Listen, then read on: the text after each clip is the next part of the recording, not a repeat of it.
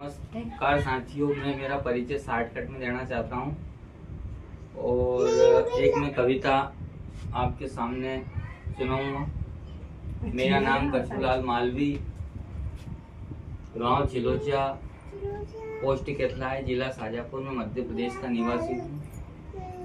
और मेरा जन्म 1981 में हुआ था और मैंने शिक्षा 12वीं उत्तीर्ण कर ली और मैं 10वीं में ही था और मुझे कविता लिखने का शौक लग गया था। मैंने अपने YouTube चैनल मालवा की क्रांति में लगभग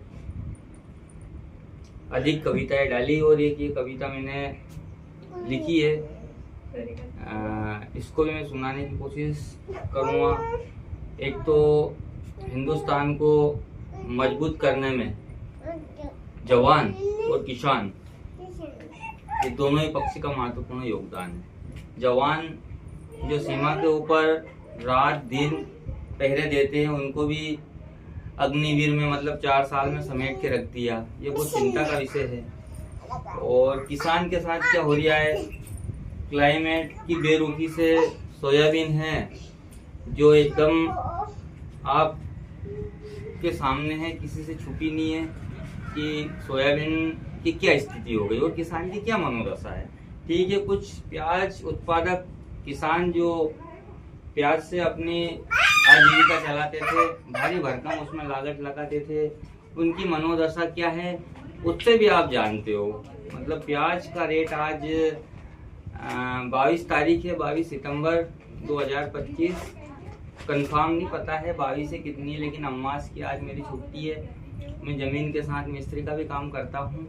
आज छुट्टी है तो मैंने सोचा जो मैंने कविता बनाई उसको मैं सुनाऊँ, यूट्यूब पे डालूँगा और मेरे किसान साथियों को मैं प्रेरणा देने की कोशिश करता हूँ। क्योंकि जीवन में इंसान महान नहीं होता है, जीवन में जो समय देता है वही बलवान होता है।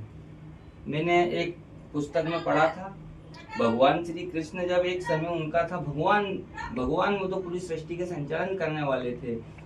एक ही सुदर्शन से वो लाखों करोड़ों मतलब राक्षसों को एक साथ खत्म कर सकते थे, लेकिन समय के कालखंड में वो भी नहीं बच पाए, उनको भी अपने जीवन का बदला लेना पड़ा। एक पुस्तक में मैंने पढ़ा था कि जब वो उनका पूरा कार्य करके जब वो प्रस्थान कर रहे थे तो जो उनको एक अगले जन्म का जो बदला था, तो एक जो भील नामक था वो भगवान श्री कृष्ण एक पेड़ के नीचे सो रहे थे और वो जो उसकी पाँव के ऊपर पाँव रखा था, तो जो भील ने सोचा कि ये कोई मृग है, कोई हिरण है, इसका मैं शिकार कर दूं। जब भगवान श्री राम ने बाली को पेड़ की आड़ से मारा था, उसका बदला उनको देना पड़ा श्री कृष्ण अवतार में। तो जब उसने सोचा कि ये कोई मृग है तो भगवान श्री कृष्ण के पैर में एक तीर लगा और भगवान श्री कृष्ण जी को भी मोक्ष प्राप्त हुआ। तो मैं संदर्भ में यही कहना चाहता हूँ कि ये समय की मार है। हमारे पूर्वजों को भी समय की मार ने लगभग 1 शताब्दी हो गई, संघर्षरत रहे और वो भी संघर्ष करते हुए अपने लोक में चले गए। हमारा भी लगभग 2 दशक हो गया संघर्ष करते हुए और आज तक किसी ने भी सूद ना तो शासन ने ना प्रशासन, हम किसी सिकवा गिला भी नहीं करते। हम तो हमारे कैपेबल के ऊपर सक्षम रहते हैं। हमने यूट्यूब डालने का, यूट्यूब पे कविता डालने का, अपना विचार व्यक्त करने का इसलिए एक साधन चुना है कि मैं लगभग 20 साल से कंटिन्यू कविता लिख रहा हूँ, आज तक कोई मंच नहीं मिला। तो मैंने सोचा कि मैं कविता पब्लिक में डालूं, यूट्यूब पे बना के। शायद ही आपके हाथ में साथियों मेरे विचार कैसे रहे, आप इसको, मेरी पीड़ा नहीं आपकी पीड़ा को मैंने शब्द देके आपके सामने चित्रण करने का मैं कोशिश करता हूँ कि जब जवान, किसान और किसान का बेटा, उसकी पीड़ा को मैंने इस कविता में छंदबद्ध तरीके से व्यक्त करा है। मैंने कविता ये 3 साल पहले लिखा था।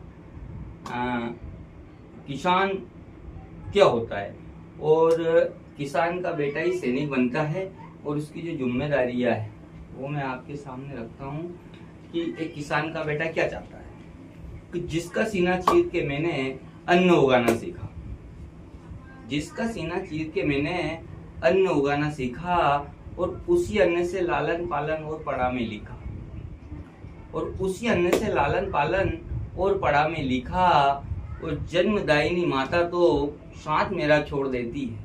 बहुत मार्मिक पंक्ति है। कविता पे टिप्पणी करने वाले लोगों से मैं कहना चाहता हूँ कि एक छंद लिखने के ऊपर कितने आंसू बहाने पड़ते हैं, उस कवि से पूछो आप कि जिसका सीना चीर के मैंने अन्न उगाना सीखा और उसी अन्न से लालन पालन और पढ़ा में लिखा। और उसी अन्न से लालन पालन और पढ़ा में लिखा। और जन्मदायिनी माता तो साथ मेरा छोड़ देती है।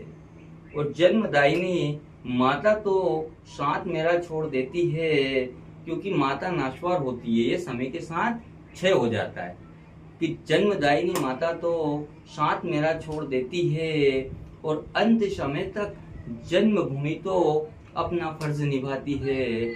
और अंत समय तक जन्मभूमि तो अपना फर्ज निभाती है। और माँ को एक वचन देता है, माँ का जो कर्ज रहता है वो बालक कहता है कि इसीलिए माँ ये अधिकार बिन बताए आपसे ले रहा हूँ। कि इसीलिए माँ ये अधिकार बिन बताए आपसे ले रहा हूँ।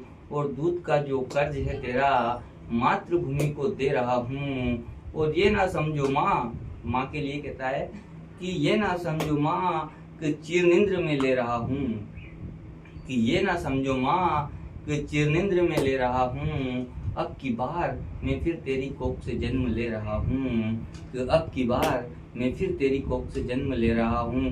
कि बच्चा चाहे तो मातृभूमि का कर्ज उतार दे या फिर अपने दूध का कर्ज उतार दे, ये उस बच्चे के ऊपर डिसाइड है। और इसीलिए उस बच्चे ने कहा कि माँ तेरा जो कर्ज है, तेरा जो दूध का जो कर्ज है, इस जन्म में तो नहीं उतार सकता, लेकिन मेरी आवश्यकता मेरी मातृभूमि को है। धन्यवाद साहब।